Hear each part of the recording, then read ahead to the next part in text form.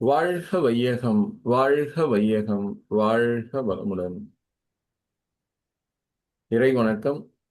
எல்லாம் வல்ல தெய்வமது எங்கும் உள்ளது நீ கமற சொல்லால் மட்டும் நம்பாதே சுயமாய் சிந்தித்தே தெளிவாய் வல்லாய் உடலில் இயக்கமவன் வாழ்வில் உயிரில் அறிவும் அவன் கல்லார் கற்றார் செயல் விளைவாய் காணும் இன்ப துன்பமவன் அவனின் இயக்கம் அணுவாற்றல் அணுவின் கூட்டு பக்குவம் நீ அவனில்தான் நீ உன்னில் அவன் அவனில்தான் நீ உன்னில் அவன் அவன் யார் நீ யார் பிரிவேது அவன் யார் நீ யார் பிரிவேது அவனை மறந்தால் நீ சிறியோன் அவனை அறிந்தால் நீ பெரியோன் அவனை மறந்தால் நீ சிறியோன் அவனை அறிந்தால் நீ பெரியோன் அவன் நீ ஒன்றாய் அறிந்த இடம் அவன் நீ ஒன்றாய் அறிந்த இடம் அறிவு முழுமை அது முக்தி அறிவு முழுமை அது முக்தி எல்லாம் வல்ல தெய்வமது எங்கும் உள்ளது நீ கமற நீ கமற நீ கமற. குரு வணக்கம். அண்டமதில் உருவெடுத்து அறிவை பெற்று அவ்வறிவு ஒன்று முதல் ஆறதாகி கொண்டமேலாம் இவ்வுருவில் குறிப்பில்லாமல் கோடான கோடி எண்ணி அனுபவித்து கண்ட பலன் என அறிய நினைந்தேன். அப்போ கருத்துணர்த்தி கனல் மூட்டி கருவாம் ஞான குண்டலினி எனும் என் மெய்யுணர்வு எழுப்பி குறித்து என அறிவித்த குருவே அன்பே. சிவம் சக்தி என்பது வெளிப்பரமானுவே சிவம் சக்தி சேர்க்கையே சீரைந்து பூதங்கள் சிவம் சக்தி என்பது வெளிப்பரமானுவே சிவம் சக்தி சேர்க்கையே சீரைந்து பூதங்கள் சிவமே சக்தியில் ஒளி முதல் ஐந்தாகி சிவமே சக்தியில் ஒளி முதல் ஐந்தாகி சிவமே ஜீவனில் சிறந்ததுணர்வாகும் சிவமே ஜீவனில் சிறந்ததுணர்வாகும்.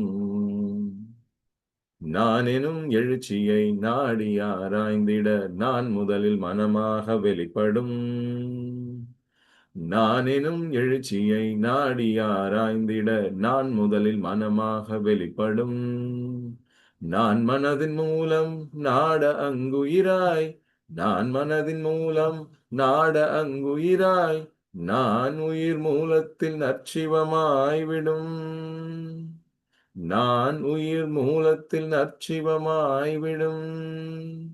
நான் யார் எனும் வினா நல்லுயிர்ப்பு அறிவிற்கு நான் யார் எனும் வினா நல்லுயிர்ப்பு அறிவிற்கு நான் அகம்பாவமாம் குறுகிய நாட்டத்தில் நான் யார் எனும் வினா நல்லுயிர்ப்பு அறிவிற்கு நான் அகம்பாவமாம் குறுகிய நாட்டத்தில் நான் பேரறிவாகும் நற்றவர் வாழ்வினில் நான் பேரறிவாகும் நற்றவர் வாழ்வினில் நான் முழுமை பெற நலிவில்லா மெய்ப்பொருள் நலிவில்லா மெய்ப்பொருள் நலிவில்லா மெய்ப்பொருள். வள்ளுவர் சொல்வாரு, எப்பொருள் யார் யார் வாய் கேட்பினும் அப்பொருள் மெய்ப்பொருள் காண்பது அறிவு. இன்னொன்னு சொல்வாரு, பொருளல்லவற்றை பொருள் என்று உணரும் மருளானாம் மானா பிறப்பு அப்படின்னு மனித வாழ்க்கையை பத்தி சொல்லுவாங்க. சோ எப்பொருள் யார் யார் வாய் கேட்பினும் மெய்ப்பொருள் காண்பதுதான் அறிவு. அந்த மெய்ப்பொருள் என்ன என்பதை உணர்ந்து கொள்வோம். அதுதான் நான் யார் என்கிற தத்துவமாக பரிணமித்திருக்கிறது. எல்லாமே ஒரே மூலத்திலிருந்து தான் வந்திருக்கிறது. அத ஆதி மூலம் அப்படின்னு சொல்லுவாங்க. சிவம் அப்படிம்பாங்க. சிவம்ங்கிறது சும்மா இருந்த ஒரு ஸ்டாட்டிக் ஸ்டேட். அந்த சும்மா இருந்த சிவத்துல தன்னிருக்க சூழ்ந்தழுத்தும் ஆற்றல், செல்ஃப் குவிவரிங் கைனமேட்டிக் ஃபோர்ஸ் அப்படின்னு பிசிக்ஸ்ல சொல்லுவாங்க. ஸோ அந்த மாதிரி ஒரு தன்னிருக்க சூழ்ந்தழுத்தும் ஒரு ஆற்றல் உள்ளுக்குள்ள இருந்ததுனால அந்த சும்மா இருந்த சிவம் மலர்ந்தது. சிவம் ஸ்டாட்டிக் ஸ்டேட்ல இருந்து டைனமிக் ஸ்டேட்டுக்கு வந்தது. அதாவது சும்மா இருந்தது இயக்க நிலைக்கு வந்தது. இருப்பு நிலை இயக்க நிலை, ஸ்டாட்டிக் டு டைனமிக். ஸோ புதுசா அங்கேருந்து ஒரு அந்த ஆற்றல்னால வெளியில வரும்போது அது எப்படி ஆச்சுன்னா, அங்கிருந்து தான் பஞ்சபூதங்கள் தோன்றியது, இந்த பிரபஞ்சங்கள் தோன்றியது, உயிர்கள் எல்லாம் தோன்றியது. அந்த உயிர்களும் எப்படி ஓரறிவு, ஈரறிவு, மூன்றறிவு, நான்கறிவு, ஐயறிவு விலங்கினங்கள் வரை வந்து பரிணாம வளர்ச்சி அடைந்து, அதன் பின்பு சந்தர்ப்பவசமாக ஐயறிவுக்குட்பட்ட 2 விலங்கினம் ஒன்று சேரும்போது, அந்த நேரத்துல முதல் மனிதனுக்கான 6 அறிவு கொண்ட மனிதனுக்கான முதல் வித்து தோன்றி, அந்த 6 அறிவு மனிதன் கொஞ்சம் கொஞ்சமா அப்படி குனிஞ்ச நிலையில இருந்த அந்த மனிதன் கொஞ்சம் கொஞ்சமா முதுகு தண்டு நிமிர்ந்து, இப்ப இருக்கிற மனுஷன் மாதிரி கொஞ்சம் முதுகு தண்டு நிமிர்ந்து வரும்போது, அந்த 4 கால்கள் அப்படிங்கிறது 2 கைகளாகவும் 2 கால்களாகவும் மாறுச்சு. ஸோ இப்படிதான் மனித பரிணாமம் ஏற்பட்டது. இது சார்ல்ஸ் டார்வினுடைய தியரி ஆஃப் எவல்யூஷன். அதுலயும் வந்து நம்ம இதை பத்தி நிறைய படிக்கலாம். ஸோ எப்படி உயிர்கள் தோன்றியது அப்படிங்கிறத பத்தி அதில் சொல்லியிருப்பாங்க. நம்ம முன்னோர்கள் கதைகளாக நமக்கு காப்பியங்களாக கொடுத்த வழியின்படி நீரில் தோன்றியக்கூடியது உயிர். அப்புறம் நீர் நிலம் ரெண்டிலும் தோன்றி அங்க 2 இடத்துலயும் வளரக்கூடிய ஒரு உயிரினம். அதான் மத்ஸ்ய கூர்ம 2 அவதாரம். அதுக்கப்புறம் வராக அவதாரம், நரசிம்ம அவதாரம், மனிதனும் மிருகமும் கலந்த ஒரு அவதாரமாக நரசிம்ம அவதாரம். அப்புறம் புல்ல உருவம் கொண்ட ஒரு வாமன அவதாரம், ஆங்கிரி யங் மேன் பரசுராமர் அவதாரம். அதற்கு பின்பு 3 முக்கியமான மனிதர்கள், மனிதனின் மிக முக்கிய வேறுபாடுகளை கொண்டவர்கள், ராமர், பலராமர், கிருஷ்ணர். எல்லாம் ஒரு இது ஒன்னொன்னுக்கும் ஒரு காரணம்.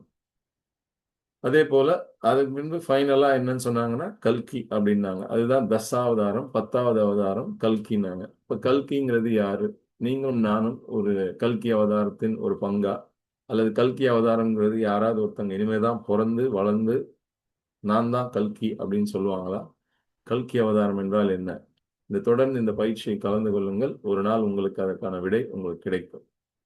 நம்ம ஒவ்வொரு மனிதனுமே ஒவ்வொரு மார்க்கமுமே சொல்றது அன்போடு இருங்க, லவ் தை நெய்பர், அன்பே சிவம், எல்லா உயிர்களிடத்திலும் அன்பும் கருணையோடு இருங்கள், வாடிய பயிரை கண்ட போதெல்லாம் வாடினேன் அப்படின்னு ராமலிங்க வள்ளலார சுவாமிகள் அவங்க சொன்னாங்க. ஸோ ஒரு பயிர் வாடினதை பார்த்து கூட அவர் மனசு அப்படியே ரொம்ப ஃபீல் ஆயிடுச்சு. அப்ப பயிர் கூட வாடக்கூடாது. பயிருக்கு தேவையான அந்த நீர் கிடைக்கணும், பயிருக்கு தேவையான அந்த சத்துக்கள் கிடைக்கணும். ஸோ அந்த அளவுக்கு எந்த உயிருக்கும் நம்ம தீங்கு கொடுக்க கூடாது. நம்மால் முடிந்த உதவி ஏதாவது செய்ய முடிஞ்சா அதுக்கு செய்யணும். அதுக்காக தான் ரெண்டொழுக்க பண்பாடு அப்படின்னு தத்துவஞானி வேதாத்ரி அவர்கள் கொடுத்திருக்கிறார்கள்.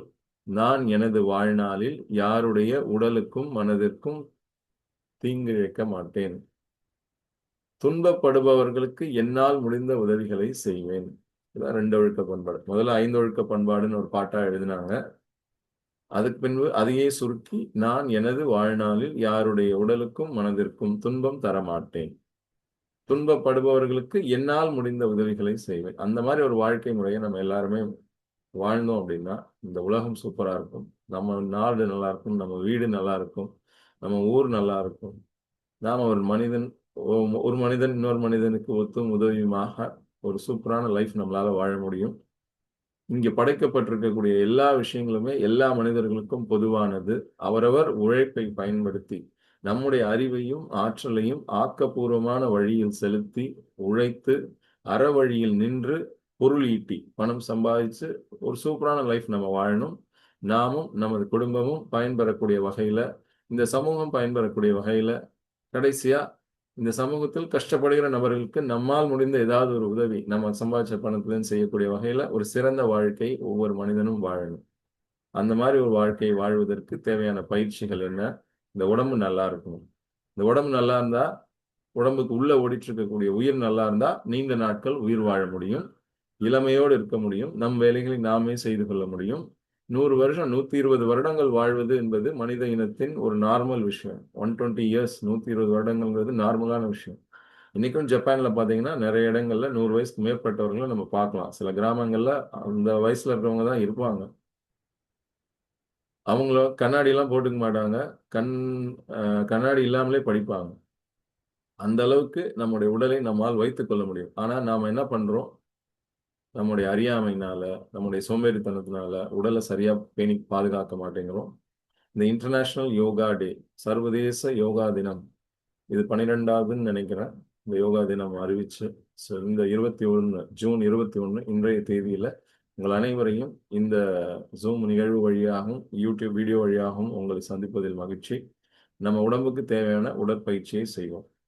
நம் உடம்பில் உள்ள கழிவுகள் வேர்வை வழியாக வெளியே போகட்டும். 1 மணி நேரம் இந்த உடலுக்காக நம்ம உடற்பயிற்சி செய்யும்போது, நடைப்பயிற்சி, உடற்பயிற்சி, யோக பயிற்சி ஏதாவது ஒன்று நம்ம செய்யும்போது இந்த உடம்புல இருந்து தேவையில்லாத கழிவுகள் நீங்கும். இந்த உடம்பு ஸ்ட்ராங் ஆகும். இந்த உடம்புக்குள்ள ஓடிட்டு இருக்கக்கூடிய உயிராற்றல் ஸ்ட்ராங் ஆகும். ஒரு மணி நேரம் இந்த உடலுக்காக நாம முதலீடு செஞ்சு பயிற்சி செஞ்சோம்னா பாக்கி இருக்கக்கூடிய 23 மணி நேரங்கள் இந்த உடல் நமக்காக வேலை செய்யும். நமக்காக அது வேலை செய்யும். நாம ஒரே ஒரு மணி நேரம் ஒவ்வொரு நாளும் நம்ம செஞ்சுட்டா போதும். அது நமக்காக சூப்பரா ரிட்டர்ன் கொடுக்கும். அது நமக்காக சூப்பரா வேலை செய்யும். நாள் முழுக்க நம்முடைய வேலைகளை சிறந்த முறையில் நம்மளால செய்ய முடியும். பிளஸ் ஒவ்வொரு நாள் முடிவிலையும் நமக்கு டயர்ட் ஆகும். ஒரு 7 மணி நேரமாவது, குறைந்தது 6லேருந்து 8 மணி நேரமாவது, ஒரு ஆவரேஜா ஒரு 7 மணி நேரமாவது நல்ல தூக்கம் தேவை. அப்பதான் உடல்ல இருக்கிற உறுப்புகள் எல்லாத்துக்கும் ஒரு ரெஸ்ட் கிடைச்சு ரிஜுவனேட் ஆகி செல்கள் புத்துணர்ச்சி பெற்று பழைய செல்கள்லாம் நீங்கி புது செல்கள் உருவாகி அதெல்லாம் ரிஜுவனேட் ஆகி திரும்ப அடுத்த நாளுக்கான வேலைகளை நம்ம சிறந்த முறையில் செய்ய முடியும். ஸோ அதனால தூக்கமும் முக்கியம். உணவு, உழைப்பு, உறவு, உறக்கம், எண்ணம் 5ல் அளவு முறை அப்படின்னு வேதாத்திரி மகரிஷி சொல்லியிருக்காங்க. இந்த 5 விஷயத்துலயும் அளவு முறை தேவை. ஜாஸ்தியும் ஆகக்கூடாது, கம்மியும் ஆகக்கூடாது. தேவையில்லாத எல்லா விஷயத்தையும் யோசிச்சுட்டு இருக்கக்கூடாது. எண்ணங்கள் அதிகமாகவும் வரக்கூடாது. அட் த சேம் டைம் எண்ணங்கள் அற்ற ஒரு நிலையை நோக்கி செல்லக்கூடிய தவ பயிற்சிகள். உருவ மத்தியில மனசை வைத்து ஆக்கினை பயிற்சி. முதுகு தண்டுக்கு கொஞ்சம் கீழே இருக்கிற இடத்துல மூலாதாரத்தை மையமாக வைத்து ஒரு சாந்தி தவம் பயிற்சி. உச்சந்தலையில சகசிராதாரா என்று சொல்லக்கூடிய 1000 இதழ்கள் கொண்ட தாமரை அப்படிம்பாங்க. சகசிரன்னா 1000, சகசிரநாமம் அப்படின்லாம் அந்த காலத்துல பேர் வைப்பாங்க. அந்த சகசிராதாரம் என்கிற அந்த துரியத்துல உச்சந்தலையில மனதை வைத்து துரிய தவம். நம்ம சுத்தி பஞ்சபூதங்கள் இருக்கு. நாம 9 கோள்கள் கொண்ட அந்த சூரிய குடும்பத்துல நாம உயிர் வாழ்ந்துட்டு இருக்கிறோம். நம்ம உடம்புலயும் அந்த பஞ்சபூதங்கள் இருக்கு. நிலம், நீர், நெருப்பு, காற்று, விண். இது எப்படி தோன்றியது, எந்த ஆர்டர்ல எது முதல்ல தோன்றியது, எது 2வது 3வதுங்கிறத ஒரு பாட்டாவே நம்ம முன்னோர்கள் சொல்லியிருக்காங்க. பரமாய சக்தியுள் பஞ்சமா பூதம் தரம் மாறி தோன்றும் பிறப்பு. தரம் மாறி தோன்றும் பிறப்பு. நிலம் 5, நீர் 4, நீடங்கி 3, உளவை 2, 1 விண். முதல்ல தோன்றியது விண். 2வது காற்று, 3வது நெருப்பு, 4வது நீர், 5வது தான் நிலம். இப்படிதான் தோன்றியது. இது தோன்றிய வரலாறே நம்ம முன்னோர்கள் அழகா சொல்லியிருக்காங்க. பாட்டிலே சொல்லியிருக்காங்க. அதே போல நம்ம 9 கோள்கள் கொண்ட இந்த சூரிய குடும்பத்துல நம்ம இருக்கிறோம். சூரியன் மையத்துல இருக்கு. சூரியனை சுற்றி மற்ற கோள்கள்லாம் வலம் வந்து கொண்டிருக்கிறது. பூமிக்கு இன்னொரு ஸ்பெஷாலிட்டி என்னன்னா, பூமி ஒரு நாளைக்கு ஒரு முறை தன்னைத்தானே சுற்றி கொண்டு பிளஸ் 365 நாட்களுக்கு ஒரு முறை சூரியனையும் சுத்திட்டு வருது. ஸோ அந்த மாதிரி ஒரு ரொட்டேஷன் பிளஸ் ரெவல்யூஷன். தன்னைத்தானே சுத்திக்கும் ஒரு நாளைக்கு ஒரு முறை. Plus at the same time 365 நாள் ஒரு வருஷத்துல சூரியனையும் சுத்தி வந்துடும். ஸோ ஒவ்வொரு கோள்கள்ல இருந்தும் ஒரு வகையான ஆற்றல், ஒவ்வொரு வகையான ரேடியேஷன் வருது.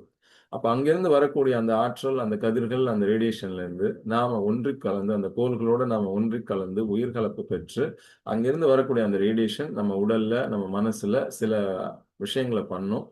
அது நம்ம பாசிட்டிவா நமக்கு பயன்படுத்தணும். அந்த கோள்களோடு நாம ஒன்றி கலந்து உயிர் கலப்பு பெறணும். இந்த பஞ்சபூதங்கள் இருக்கு, நம்ம உடம்புலயும் இருக்கு, வெளியிலயும் இருக்கு. அண்டத்துல இருக்கிறது தான் இந்த பிண்டத்திலும் இருக்கு. ஸோ நிலம், நீர், நெருப்பு, காற்று, விண் என்கிற இந்த 5 பூதங்களையும் அதன் மேலேயும் இந்த 9 கோள்கள் மேலேயும் மனதை வைத்து தவம் பண்ணணும். அதுக்கு 30 நிமிஷத்துக்கு அற்புதமான ஒரு தவ பயிற்சியை தத்துவஞானி வேதாத்ரி கொடுத்துருக்குறாங்க. அதோட யூடியூப் லிங்க் உங்களுக்கு அனுப்பி வைக்கிறோம். அது யூடியூப் வீடியோஸ் ரொம்ப வருஷமா இருக்கு ஆன்லைன்ல. ஸோ நம்ம ஜஸ்ட் அதை ப்ளே பண்ணிட்டு நம்ம அப்படியே முதுகு தண்டு நிமிர்த்தி நேராக உட்கார்ந்து பொறுமையா, நிதானமா அவங்க சொல்றத அப்படியே மனசுல கேட்டுக்கிட்டு, அப்படியே மனசுல அத அப்படியே உருவகப்படுத்தி அப்படியே அத பார்க்கணும். அவ்வளவுதான். கண்கள் மூடியபடி இருக்கணும். முதுகுத்தண்டு நேரா இருக்கணும். ஒரு மெடிடேஷன் பொசிஷன்ல உட்கார்ந்துச்சு, அவங்க சொல்றத அப்படியே மனசுல கேட்டுக்கிட்டே இருக்கணும். பார்த்துக்கிட்டே இருக்கணும். மனசால அப்படியே அத நினைச்சு பார்க்கணும். அவ்வளவுதான். 9 கோள்களோடும் நம்ம ஒன்றிக் கலந்து உயிர் கலப்பு பெற முடியும். இந்த ஐம்பூதங்களோடும் நம்ம ஒன்றிக் கலந்து உயிர் கலப்பு பெற முடியும்.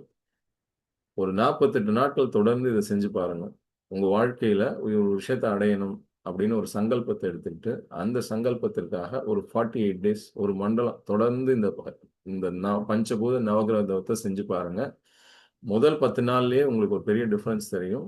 21 நாள்லாம் தாண்டும்போது பார்த்தீங்கன்னா, நீங்க என்ன அடையணும்னு நெனைச்சீங்களோ, அதுல பாதி தூரம் நீங்க தாண்டியிருப்பீங்க. அண்ட் 48 நாட்கள் செஞ்சு பாருங்க. நீங்க நெனைச்சது கண்டிப்பா நடக்கும். ஏன்னா, நம்ம எல்லாமே இந்த பஞ்சபூதங்களோட தான் நம்ம இன்டராக்ட் பண்ணிட்டு இருக்கோம். பஞ்சபூதங்களுக்கு அதிபதியாக உருவாக்கப்பட்ட கடவுள் தான் விநாயகர். விநாயகர். வினைகளை தீர்ப்பவர். வினைகளை அறுப்பவர். எல்லா செயல்களுக்கும் முன்னோடி அவர்தான். எந்த ஒரு செயல் செய்யறதுனாலும் முதல்ல ஒரு பிள்ளையார் சுழி ஒண்ணு போட்டுட்டு ஆரம்பி அப்படின்னு நமக்கு சொல்லிக் கொடுப்பாங்க நம்ம முன்னோர்கள். சுழி போட்டு செயல் எதுவும் தொடங்கு. பிள்ளையார் சுழி போட்டு செயல் எதுவும் தொடங்கு அப்படின்னு ஒரு பாட்டே பாடியிருப்பாங்க. ஸோ அந்த பிள்ளையார் சுழி போடுறதுங்கிறது ஒரு ஒரு உருவகம். நம்ம இந்த பஞ்சபூதங்கள் அதிபதி அவரு. நாம இந்த பஞ்சபூதங்கள் கொண்ட உடம்போட நம்ம இருக்கிறோம். பஞ்சபூதங்கள் நம்ம சுற்றி இருக்கு. ஸோ இந்த பிரபஞ்சத்துல, இந்த பூமியில நம்ம வாழ்ந்துட்டு இருக்கிறோம். ஸோ நம்ம என்ன வேலை செஞ்சாலும், என்ன நினைத்தாலும், எதை சொல்லாகவும், செயலாகவும் மாற்றினாலும், அது எல்லாமே இந்த பஞ்சபூதங்களுக்கு உட்பட்டு தான் அது நடக்குதுங்கிறதுனால, அவர வணங்கணும் அப்படின்னு சொல்லி அவர வச்சிருக்காங்க. ஸோ எண்ணம், சொல், செயல். ஒரு பக்கம் எண்ணம், சொல், செயல் அப்படின்னு ஒரு ட்ரையாங்கிள். இன்னொரு பக்கம் உடல், உயிர், மனம் அப்படின்னு இன்னொரு ட்ரையாங்கிள். இந்த 2மே முக்கியம். இந்த 2ல இருக்கக்கூடிய இந்த 3 விஷயங்கள், இந்த 6 விஷயங்கள் ரொம்ப முக்கியம். உடல் நல்லா இருக்கணும். அதற்காக காலையில, அதிகாலையில உடற்பயிற்சி, யோக பயிற்சி. அப்புறம் உயிர் நல்லா இருக்கணும். உள்ள ஓடிட்டு இருக்கக்கூடிய உயிராற்றல் தெளிவு பெற்று இருக்கணும். அதுக்காக காயகல்ப பயிற்சி. மனதை ஒருமுகப்படுத்தணும். மன அலைச்சூழலை குறைக்கணும். மனசுக்கு சில தேவையான பயிற்சிகள். மனசுல தோன்றக்கூடிய எண்ணங்களை ஆராய்தல், ஆசைகளை சீரமைத்தல், சினம் தவிர்த்தல், கவலை ஒழித்தல், நான் யாருங்கிற தத்துவ பயிற்சிகளை உணர்ந்து கொள்ளுதல், நான் யாருங்கிற தத்துவத்தை உணர்ந்து கொள்ளுதல், பிரம்மத்தை அறிதல், பிரம்ம ஞானம் பெறுதல். இதெல்லாமே வாழ்வின் நோக்கம். இதெல்லாமே நம்ம செய்யணும். டெய்லி காலையில இந்த பயிற்சிகளும் நம்ம செய்றோம்.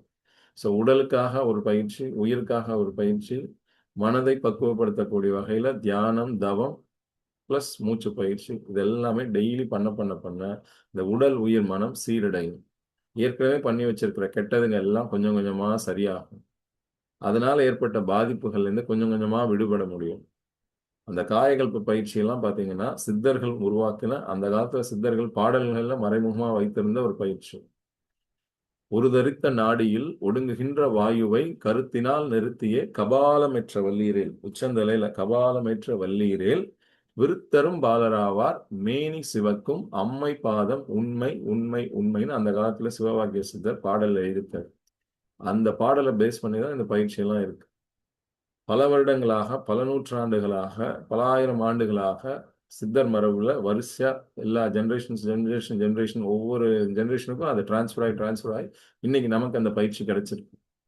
இந்த பயிற்சி ஒவ்வொருவரும் கணவன் மனைவி கல்யாணம் ஆயிடுச்சு அப்படின்னா, கணவன் மனைவி 2 பேரும் சேர்ந்து போய் கத்துக்கோங்க. உங்க வீட்ல வயதிற்கு வந்த ஆண், பெண் இருக்காங்க. ஸ்கூல் போற ஸ்டூடண்ட்ஸ் இருக்காங்க. ஆண், பெண் வயசுக்கு வந்துட்டாங்க. பியூபர்ட்டி அட்டைன் பண்ணிட்டாங்க அப்படின்னா, அவங்களையும் கூட்டிட்டு போயிட்டு இந்த பயிற்சியில கலந்துக்கோங்க. நாம சாப்பிடுற சாப்பாடு என்னவா ஆகுது? அது சாப்பிட்டு முடிச்ச உடனே உடலுக்குள்ள எப்படி அது ஜீரணமாகி, உடல் உறுப்புகள்ல எப்படி எப்படிலாம் அது போய் இதாகுது.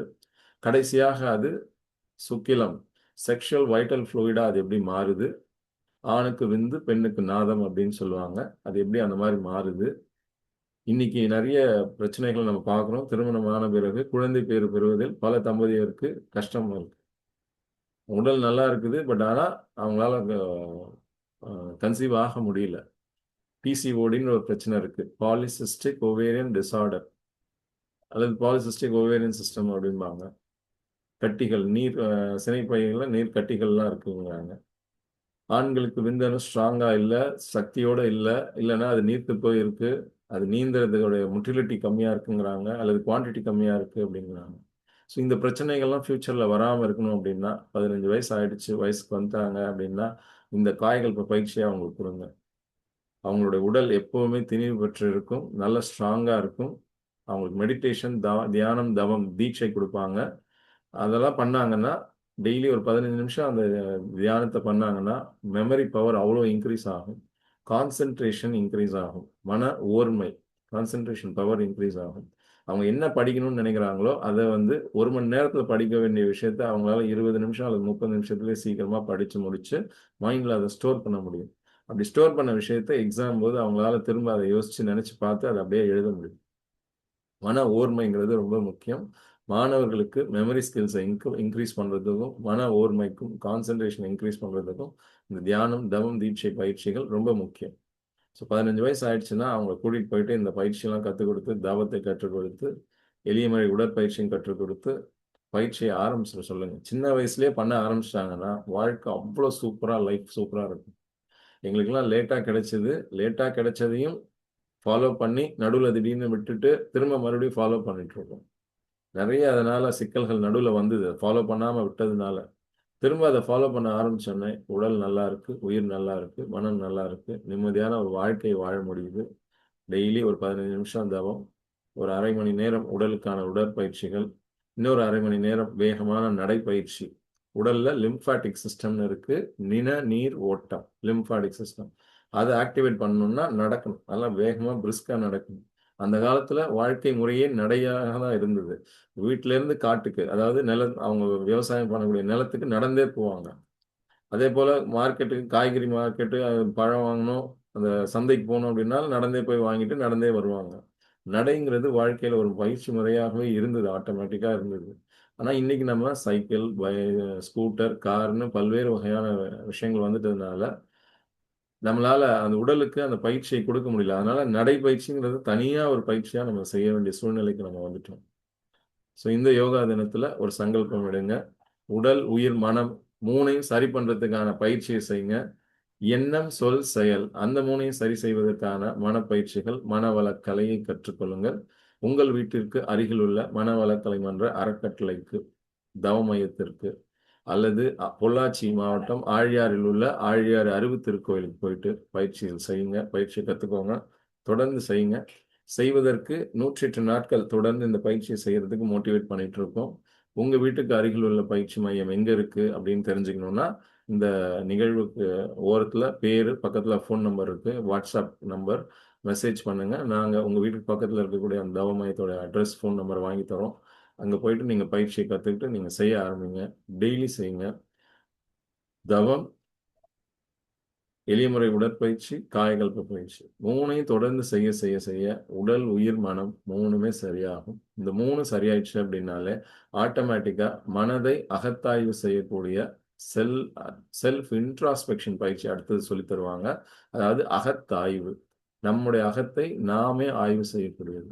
நமக்கு ஏன் இந்த மாதிரி எண்ணம் தோணுது, நாம ஏன் இந்த மாதிரி சொற்களை உபயோகப்படுத்துறோம், நாம ஏன் இந்த மாதிரி செயல்களை செய்யறோம், இந்த எண்ணங்களை ஆராய்வது எப்படி, மனசுல தோன்ற ஆசைகள் பேராசையா மாறுது, இந்த ஆசைகளை சீரமைப்பது எப்படி, பேராசை வருவதனால பல துன்பங்கள் ஏற்படுது, ஒரு 6 தீய குணங்கள் மனிதனுக்கு வந்துடுது. பேராசை, சினம், கடும் பற்று, முறையற்ற பால் கவர்ச்சி, உயர்வு தாழ்வு மனப்பான்மை, வஞ்சம்ன்ற 6 தீய குணங்கள் மனிதனிடத்திலிருந்து மறையணும். அந்த 6 தீய குணங்களையும் ரிமூவ் பண்ணணும். இந்த 6 தீய குணங்களையும் 6 நல்ல குணங்களாக மாற்றணும். பேராசைங்கிறத நிறைமனமா மாற்றணும். சினம்ங்கிறத பொறுமையா மாற்றணும். கடும் பற்று அப்படிங்கிற அந்த கெட்ட குணத்தை ஈகையா மாற்றணும். உயர்வு தாழ்வு மனப்பான்மை அப்படிங்கிறத நேர்நிறை மனம், எல்லாரையும் சமமா பார்க்கக்கூடிய வகையில நம்ம வாழ்க்கை வாழணும். வஞ்சம் அப்படிங்கிறத மன்னிப்பாக மாற்றணும். முறையற்ற பால் கவர்ச்சி அப்படிங்கிறத நாம எல்லாரும் பிரதர்ஸ் அண்ட் சிஸ்டர்ஸ், யாரோ ஒருத்தரை தான் கல்யாணம் பண்ணி வாழ்க்கை வாழ போறோம். ஸோ எல்லோரிடத்திலும் மரியாதையோடும் அன்போடும் ஒரு அற்புதமான வாழ்க்கை வாழக்கூடிய ஒரு பயிற்சி முறைக்கு நாம மாறணும். அந்த பயிற்சியை தொடர்ந்து நம்ம செய்யணும். மனதை பலப்படுத்தக்கூடிய கலையை கற்றுக்கொள்வோம்.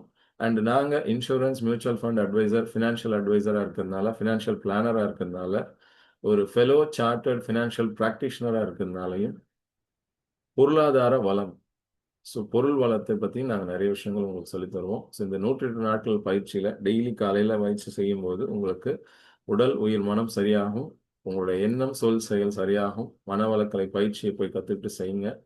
உடல், உயிர், மனத்தையும் சரி பண்ணுங்க. தொடர்ந்து பயிற்சிகள் செய்யுங்க. பொருளாதார வளத்தை பெருக்குவது, பணத்தை சம்பாதிப்பது, பொருள் ஈட்டல், இயற்றல், ஈட்டல், காத்தல், காத்த வகுத்தல். வள்ளுவர் சொன்ன மாதிரி எப்படி வாழ்க்கை வாழ்வது, இயற்றலும், ஈட்டலும், காத்தலும், காத்த வகுத்தலும் வல்லத்து அரசுன்னு அரசாங்கத்துக்கு அவர் சொன்னது ஒவ்வொரு குடும்பத்துக்கும் பொருந்தும். ஏன்னா ஒவ்வொரு குடும்பமும் ஒரு மினி அரசாங்கம். ஸோ பொருளாதார வளத்தை எப்படி இன்க்ரீஸ் பண்றது, மில்லியனர் மைண்ட் செட்டோட எப்படி பணத்தை அட்ராக்ட் பண்றது, நம்முடைய அறிவையும் ஆற்றலையும் ஆக்கப்பூர்வமான வழியில் செலுத்தி அற வழியில் நின்று பொருள் ஈட்டுவது, பணம் சம்பாதிப்பது எப்படி, அந்த சம்பாதித்த பணத்தை நல்ல முறையில் நிர்வகிப்பது எப்படி, செலவு செய்வது எப்படி, முதலீடு செய்வது எப்படி, காப்பீடு செய்வதன் அவசியம் என்ன, ஏன் இதெல்லாம் செய்யணும், இதெல்லாம் எப்படி செய்யறது அப்படிங்கிறதெல்லாம் தொடர்ந்து பயிற்சி முறைகளாக சொல்லித்தரோம். ஸோ வாங்க, கலந்துக்கோங்க, பயிற்சியில் அட்டன் பண்ணி நீங்களும் பயன்பெறுங்க, மற்றவங்களுக்கும் சொல்லித்தாங்க. இன்னைக்கு சண்டே, ஞாயிற்றுக்கிழமை உங்கள் வீட்டிற்கு அருகில் உள்ள அந்த அறிவு அறக்கட்டளை தவ மையம், மனவளக்கலை என்ற அறக்கட்டளை தவ மையத்துக்கு போயிட்டு பயிற்சியை கற்றுக்கிட்டு செய்ய ஆரம்பிங்க. இமீடியட்டா ஆக்ஷன் எடுங்க. ஏதாவது ஒரு யோக பயிற்சியை தொடர்ந்து செய்யுங்க. மூச்சு பயிற்சிங்கிறத டெய்லி செய்யுங்க. இடது பக்கம் வழியாக மூச்சு காற்றை உள்ளே இழுத்து மெதுவாக மூச்சு காற்றை வலது பக்கம் வழியாக விடணும். திரும்ப வலது பக்கம் வழியாக மூச்சு காற்றை உள்ளே இழுத்து இடது பக்கம் வழியாக மெதுவா விடணும். இது ஒரு சைக்கிள்.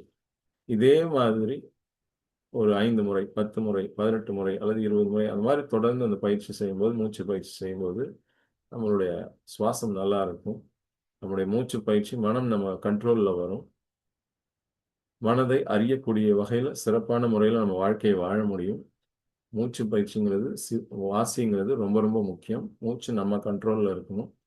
4 நிமிடங்கள், ஒரு நிமிடத்திற்கு 4 முறை தான் மூச்சு உள்ள இழுத்து வெளியில விடக்கூடிய நிலைக்கு நம்ம ஃபர்ஸ்ட் வரணும். அப்புறமா அதை இன்னும் குறைச்சி 1 நிமிஷத்துக்கு 3 தடவை தான் மூச்சை உள்ள இழுத்து வெளியில விடணும். அப்புறம் இன்னும் குறைய குறைய குறைய ஒரு சில பேர்லாம் ஒரே ஒரு முறை மூச்சை உள்ள இழுத்துட்டு ஒரு நிமிஷத்துக்கு ஒரு தடவை தான் மூச்சை உள்ள இழுப்பாங்க, வெளில விடுவாங்க. அந்த அளவுக்குலாம் போகணும்னா அது ரொம்ப ப்ராக்டிஸ் எடுக்கணும். அண்ட் அவ்வளோ போகணும்னு அவசியம் இல்லை. அட்லீஸ்ட் இப்போதைக்கு ஒரு நிமிஷத்துக்கு 4 முறை மட்டும் மூச்சை உள்ள இழுத்து மூச்சை வெளியே விடக்கூடிய வகையில் நம்ம மூச்சு பயிற்சி செய்ய ஆரம்பிக்கணும். கொஞ்சம் கொஞ்சமாக இதை ப்ராக்டிஸ் பண்ண பண்ண பண்ண நிறைய பலன்கள் நமக்கு கிடைக்கும். தொடர்ந்து இந்த பயிற்சிகளை செய்யுங்க. இந்த ஜூம் நிகழ்வு வழியாக இந்த விஷயத்தை பற்றி தெரிஞ்சுக்கிட்டு உங்கள் வீட்டிற்கு அருகில் உள்ள மன்றத்தில் போய் கற்றுக்கிட்டு செயல்படுத்துங்க.